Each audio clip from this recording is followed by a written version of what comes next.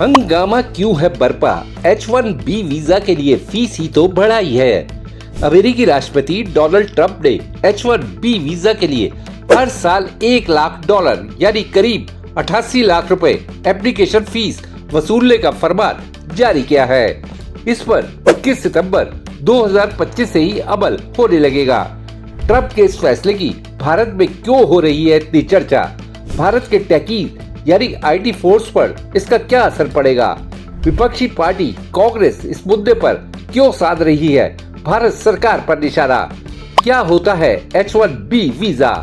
देशनामा इस स्टोरी में सब बताने जा रहा है, लेकिन उससे पहले आपसे अपील है कि हमारे चैनल को सब्सक्राइब करने के साथ घंटी का नोटिफिकेशन वाला बटन जरूर दबा दें, जिससे हमारे सारे नए वीडियोस आप तक पहुंचते रहे। अमेरिका हर साल लॉटरी से 85,000 H1B वीजा जारी करता है, जिनका इस्तेमाल ज्यादातर टेक्निकल जॉब्स में होता है। दुनिया भर में सबसे ज्यादा करीब 73% भारतीय इसका इस्तेमाल करते हैं। आसान शब्दों में कहें तो ट्रंप का वीजा फीस बढ़ाने का फैसला 3 लाख से ज्यादा भारतीयों को सीधे तौर पर हिट करेगा। H1B वीजा के लिए अब तक औसतन 5 लाख रुपए लगते थे और ये 3 साल के लिए मान्य होता था। फिर इसे 3 साल के लिए रिन्यू किया जा सकता था। नए नियम के मुताबिक H1B वीजा के लिए करीब $1 लाख यानी लगभग 88 लाख रुपए की फीस हर साल देनी होगी। ये फीस नए आवेदनों और मौजूदा वीजा धारकों के रिन्यूअल्स दोनों पर लागू होगी। मोटे तौर पर कहे तो अब अमेरिका में H1B वीजा के लिए 6 साल में करीब 5 करोड़ 28 लाख रुपए लगेंगे, यानी खर्च करीब 50 गुना से ज्यादा बढ़ जाएगा। यह फीस 21 सितंबर 2025 से लागू होगी और 12 महीने के लिए प्रभावी रहेगी। कंपनियों को इस भुगतान का सबूत रखना होगा।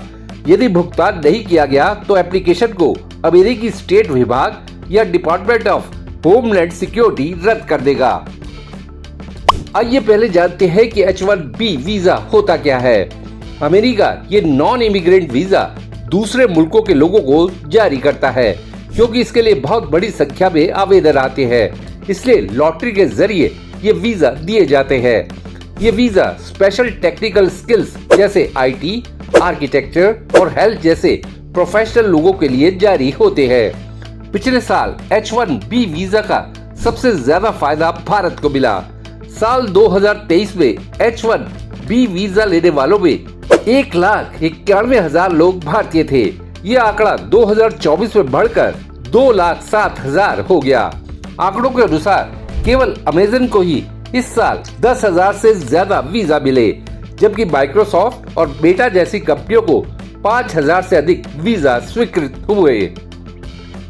अमेरिका के स्थानीय तकनीकी कर्मचारी H1B वीजा पॉलिसी का विरोध करते रहे हैं। इनका कहना है कि कंपनियां H1B वीजा का इस्तेमाल वेतन घटाने और अमेरिकी कर्मचारियों की नौकरियां छीनने के लिए करती है। बता दें कि IT टेक कंपनियां हर साल हजारों कर्मचारियों को H1B वीजा पर अमेरिका भेजती है।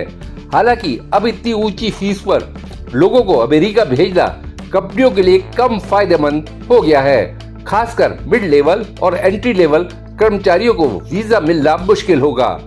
कंपनियां नौकरियां आउटसोर्स कर सकती है, जिससे अमेरिका में भारतीय प्रोफेशनल्स के अवसर कम होंगे।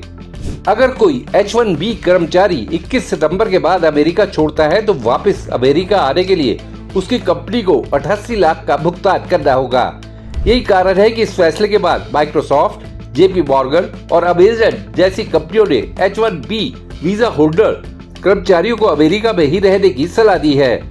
रॉयटर्स के मुताबिक बाहर रहने वाले कर्मचारियों को सलाह दी गई है कि वो 21 सितंबर की डेडलाइन से पहले ही अमेरिका वापस आ जाए।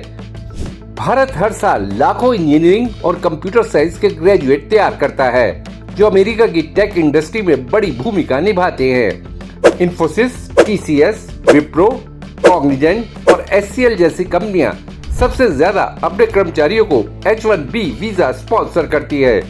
कहा जाता है कि भारत अमेरिका को समान से ज्यादा लोग यानी इंजीनियर, कोडर और छात्र एक्सपोर्ट करता है। अब फीस महंगी होने से भारतीय टैलेंट का रुख यूरोप, कनाडा, ऑस्ट्रेलिया और मिडिल ईस्ट के देशों की तरफ होगा। ट्रंप ने H1B में बदलाव के अलावा Trump gold card, Trump platinum card और कारपोरेट गोल्ड कार्ड जैसी सुविधाएं भी शुरू की हैं। Trump gold card 8 crore 80 lakh रुपए की कीमत पर किसी भी शख्स को अमेरिका में अनलिमिटेड रेजिडेंसी का अधिकार देगा। Corporate gold card 17 crore 6 lakh रुपए का होगा। इसमें कंपनी दूसरे कर्मचारी को वीजा ट्रांसफर कर सकती है। तीसरा प्लेटिनम कार्ड 41 करोड़ 50 लाख रुपए का होगा। इसमें बिना टैक्स 270 दिन अमेरिका में रह सकते हैं।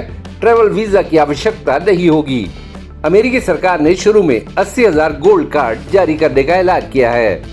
अमेरिकी वाणिज्य मंत्री हावर्ड लुटनिक ने कहा है कि अभी हर साल लगभग 2,81,000 लोगों को ग्रीन कार्ड दिया जाता है, लेकिन इनमें से ज्यादातर की औसत कमाई सिर्फ $66,000 यानी करीब 58 लाख रुपए होती है और कई बार वो सरकार की मदद पर भी निर्भर रहते हैं। गोल्ड कार्ड की भारी फीस ये तय करेगी कि अमेरिका में सिर्फ सबसे योग्य और टॉप क्लास कर्मचारी ही लंबे समय तक टिक सके। लुटनिक ने कहा कि ये गोल्ड कार्ड अब तक चल रहे EB1 और EB2 वीजा की जगह लेगा। ये कार्ड केवल उन्हीं लोगों को मिलेगा जो अमेरिका के लिए फायदेमंद माने जाएंगे। इस प्रोग्राम से अमेरिका को $100 अरब की कमाई होगी। गोल्ड कार्ड की अनलिमिटेड रेजिडेंसी में नागरिकों को सिर्फ पासपोर्ट और वोट देने का अधिकार नहीं मिलता, बाकी सारी सुविधाएं एक अमेरिकी नागरिक के जैसी मिलती हैं। अमेरिका की तरफ से H1B वीजा के लिए एप्लीकेशन फीस बढ़ाने पर कांग्रेस नेताओं ने नरेंद्र मोदी सरकार पर निशाना साधा है। राहुल गांधी ने 2017 के अपने पुराने ट्वीट को दोबारा शेयर करते हुए कहा कि पीएम मोदी ने चुप्पी साध रखी है और H1B वीजा पर अमेरिका से बात नहीं की थी। देशनामा के लिए खुशदीप सहगल की रिपोर्ट। आपको ये वीडियो कैसा लगा, या अगर आपके दिमाग में कोई सवाल है तो कमेंट बॉक्स में जरूर बताइएगा। वीडियो पसंद आया तो लाइक शेयर करना ना भूलिएगा। आपने देशनामा को सब्सक्राइब और नोटिफिकेशन के लिए घंटी वाला बटन दबा ही दिया होगा। फिर मुलाकात होगी आपसे, तब तक के लिए नमस्कार।